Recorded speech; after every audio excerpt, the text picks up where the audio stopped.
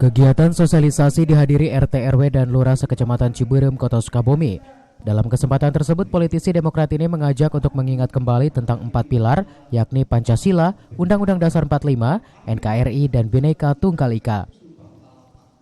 Sosialisasi ini juga menjadi tugas anggota MPR RI seiring dengan dicabutnya maklumat Kapolri, maka diwajibkan melakukan sosialisasi 4 pilar tersebut.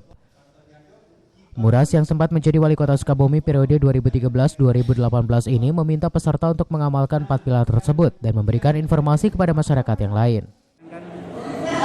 Urusan berkerumun sudah dicabut oleh Kapolri, sehingga kami diberi tugas lagi untuk mensosialisasikan 4 pilar.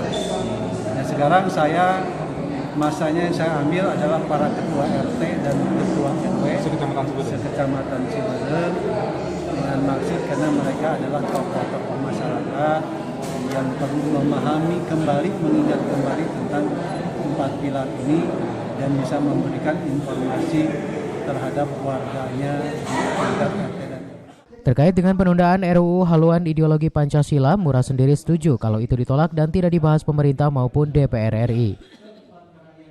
Dari Sukabumi, Muhammad Satiri melaporkan.